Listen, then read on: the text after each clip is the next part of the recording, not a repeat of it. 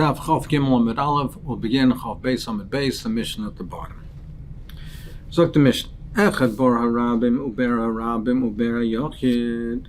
In all of these cases, oisem lam pasim. We allow the kula of the pasim, pasa birois, or we allow the corner posts. They're not full machitzas. We allow you nevertheless to draw the water.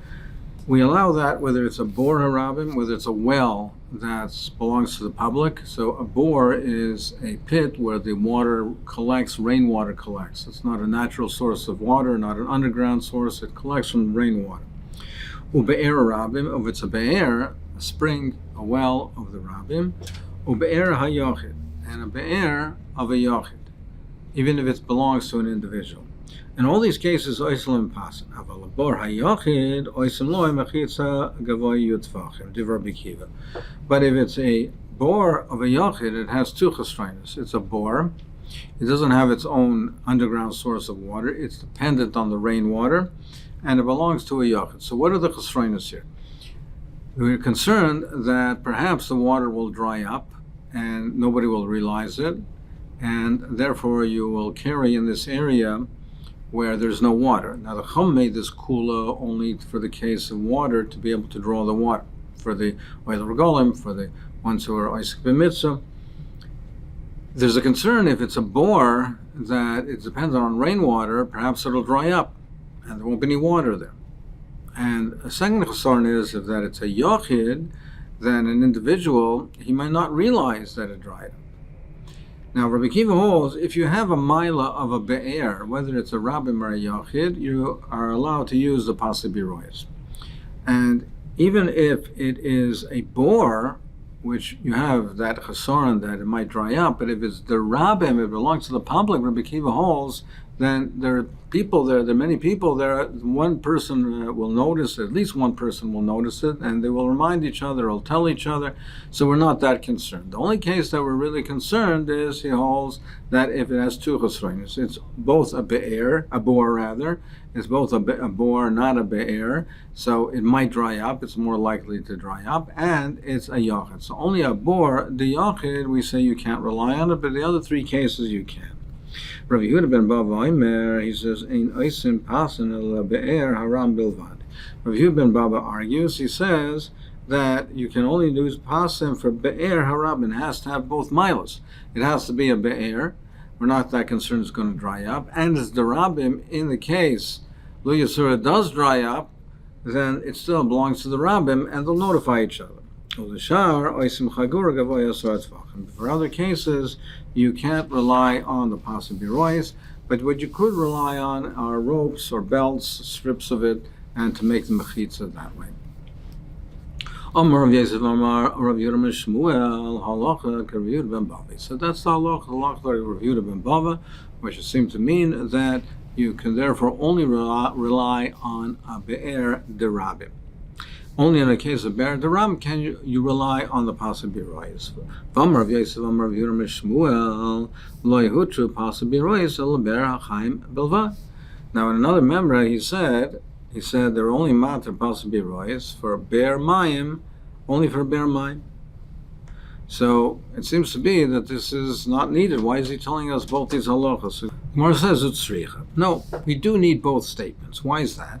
Because the Ashmin halach Rav Yehuda ben Bava, because if he only told me that the halachas Rav Yehuda ben Bava havamina derabim afil mechanasim, I would have thought that he would hold if it belongs to the public, to the rabbim, even if it's a bor, even if it's not be'er mayim chayim, even though it's not a spring water, mayim chayim, it would still be mutter. Even if it's collected water, be mutter. But what do you mean? He said that it's only mutter if it's a be'er and rabim. He said both. No, I would have thought la pukim Rabbi Akiva. I would have thought that he only said that to exclude Rabbi Akiva. Meaning that Rabbi Akiva said that if it belongs to if it's a be'er, then if it's even if it belongs to a yachid, then it's mutter as long as it's a be'er. So you might have thought that Rabbi Yehuda ben Bava just make the emphasis and the point to saying no, that even if it's a be'er, it has to be the rabbim. Even if it's a be'er, Meaning Rabbi Kiva said if it's a be'er, it doesn't have to be the Ram. It could be even a Yachid. And you may have thought, therefore, that Rabbi Yehuda ben Bava is saying, Afuki Rabbi Kiva, you're saying if it's a be'er, it could be even the Yachid. No. Even if it's a be'er, it's a be'er derabim. But it doesn't mean, I might have thought, it doesn't mean to say that a bor derabim is also. A bor derabim is also mutter. But he just means to say is that you're saying that the be'er doesn't have to be the rabim. No, even if it's a be'er, it has to be the rabim. So Kimash Malan, the Lohut possibly rois el be'er ma'im chaim. That's what he has to tell you, that it's for only if it's a be'er ma'im chaim. And even if it's the rabim, it's not a bor. It's only a bear that you can rely on it. Now, if he just said that bear ma'im chaim from this second statement, I would have thought, okay, if it's a bear, it doesn't matter who the owner is, even if it's a yochid. That it has to be a be'er, even if it's a be'er, it has to be the rabbi. So Lamaisa Maskone, he tells us both to teach us that the only case that it's mutter if it's both milas, both a be'er and the rabim. Zok the Mishnah. So now the Mishnah is discussing a different halacha. We were discussing before possibly rois, now we're discussing a karpav. Now, in an area that's enclosed by mechitzas, that's a rishus yachid. So midoraisa, you're allowed to carry over there. The Rabbanan were machmer in a case where you have an area that's enclosed, a large area that's enclosed, and it's not a residential area. So since people are not living there, and it's a large area, people might make a mistake. They were concerned that people might make a mistake and think, well, this is a rishus harabim. Therefore, they said in a large area, a karpav, a large enclosed area, and if it's not hukaf ledira, if it's not enclosed for residential purposes, they aser carrying in it. So now the Mishnah is going to have the machlokes and get into the details of where this isra applies, and where do we say this and where we don't. V'oid amar Rabbi Yehuda ben Bava. Rabbi Yehuda ben Bava said another halach. Again, if you have a garden or a karpav, an enclosed area, shem shiv v'shirayim, al shiv v'shirayim, that is 70 amas and a bit by 70 amas and a bit. It's square. It's 70 amas and a bit on the length and the width, meaning that the total area is 5,000 square amas, which is the total area of the Chatzar Mishkan. The Chatzar Mishkan was a sign, which was 50 by 100, was 5,000 square amas. So he said if there's a square, an area that's square, which is 70 amas in Shirayim, by 70 amas in Shirayim, which is 5,000 square amas. So if you have that area, Hamukofa is Gada Gavoya Asar Tfachim, which is surrounded by a fence 10 Tfachim high, so it's surrounded by mechitzas, metalton b'seicha, then you're allowed to carry in that area, so long as it has something in there, some sort of dwelling in there, some sort of residential purpose, like a watchman's booth or a house, or if it's close to a city, so people from the city will come to it and use it regularly, so it serves a residential purpose. There's a machlokes in Rishonim what close to the city means. It doesn't mean within 2,000 amas or 70 amas in Shirayim. But in any event, it's only mutter if you have these qualifications. If you have these specifications, it's mutter. Otherwise, it's also. Now, Rashi's shita is, he learns what it means is that he holds that, number one, larger than 5,000 square amas, larger than that area, larger than Beis Hasayim, even if it has a residential area, even has a residence, then it's also. It can't be more than a Beis Hasayim, regardless. Now, even if it's less than a Beis Hasayim, it still needs this type of residential use. So then he's the most machmer. He says it's only mutter up to a maximum of Beis Hasayim, and even then, only if there's some residential use. Other Rishonim argue, and they say if there's mamish a residence over there, he also permits it more than 2,000 amas. He's only talking in a case where there is no residential area. Taisa suggests that perhaps in Rashi that he agrees that there's mamish a full house, it's a complete residential area that could be more than Beis Hasayim. But he's suggesting that perhaps Rashi means if it's not a complete residence, it's only a partial residence. It's used in this casual fashion or in a way of a diras arai, then you have a limitation. But otherwise, that he's moida if it's a full residence that you could use it more than Beis Hasayim. Al kol panim, Rabbi Yehuda ben Bava says that it has to be only 70 Amos Shiraim, and it needs some type of residence inside it. But Rabbi Yehuda argues, even if it doesn't have a residence, it has a bore, a pit for water, or caves, different types of caves, ditches or caves, metaltum masechet.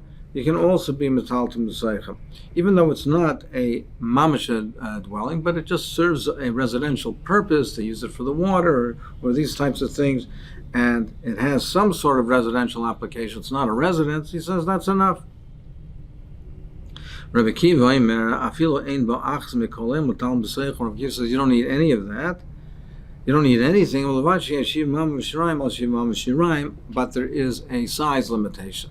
It has to be square, 70 Amos Shiraim, 70 Amos Shiraim. Can't be more, but you don't need a residence as long as it's not more. You don't need a residence. So, we has to be, the Tanoim say that the karpav has to be square. So how precise does it have to be? Rabbi Lezer says, Im haisa arka yeser al rachva. He says, if the length is more than the width, afilu ama achas, even by one ama in metal from the seicha, you can't be metal. That has to be perfectly square. Rabbi Yesi Aimer afilu arka pishnai barachva. He says, no, it can be even the double the length. It can be double. It can be metal to the seicha. Then it's still mutter, but there still is a limitation. It can be double, but it can't, so it can be 50 by 100, but it can't be more than that. It can't be longer than that. Amar Rabbi Eloi, Shemati mi Rabbi Lazar, he said he heard from Lazar, Vafilu he gives kur. He says it can be so large that even if it's a base core, which is 30 saw, still you can be metaltal. And unrelated, he said I heard from him, that anshe chalzer sheshal kacham of le'irav. Now you have a chalzer, you can only carry in the chalzer if the houses that open into the chalzer, so this chalzer is used by all the different houses, by the different people living in the houses.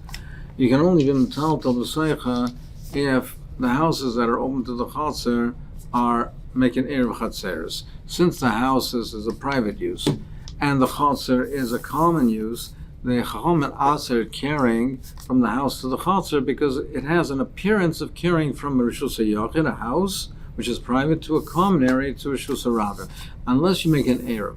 Now, the Erev is only valid if they're all Ma'arev. If one person doesn't join the Erev, since he has rights to use it, it's not all one. It's still called the point of the Erev is that it joins them together. It's considered one residence. So the house is considered private, and the Chatzer is considered also private. It's considered like it's one ownership, not common ownership. But if one person doesn't join the Erev, he answers it. But he said he heard that if one person forgot and did not join the Erev, now normally it would be Aser.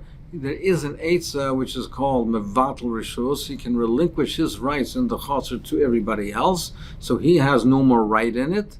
He gives it up to them, and they all joined in the Erev. He didn't, but he's out. He's out of the Chatzer. He doesn't have any ownership. They all are the owners, but they made an Erev. It's one ownership, so then they can carry in the Chatzer. But Beisai also Malachs Loy, but his house he cannot carry. For him, it's also to carry from the house to the Chatzer, because he doesn't own the Chatzer. He's not part of the Chatzer, so he's taking from his Rishus to his private Rishus to the Chatzer, which he's not part of the Erev. Avalahem mutter, but they can carry from their houses to the Erev. They can carry from their houses to the Erev, because they are all part of the Erev. And unrelated, he said here another halach from him, to be yotze more on Pesach, you can be yotze with this vegetable. It's called a kavlan. And I went to find somebody, another chaver, to support this, that he also heard this, but he couldn't find anybody to support this. Okay, we'll discuss this in the Gemara. So for the Gemara, well, it says in the Mishnah, it said, what is it? What was it say previously that it says v'oid over here? What is that connection with v'oid? If you mean to say is because we have one case of a chumrah, and now we're saying another case of a chumrah that Rav Yehuda ben Baba before said that in the case of the Pasabi Royas, that he says that it's only mutter, the Pasabi Royas with a be'er derabim, so he's machmir b'ktani achriti. And now he's saying another chumrah in our Mishnah, Lagabi, the din of the Karpov, that it has to be limited to a square of 70 and 70 amas and a bit, by 70 amas and a bit, and it has to have some residential purpose. That's why it says v'oid. Well,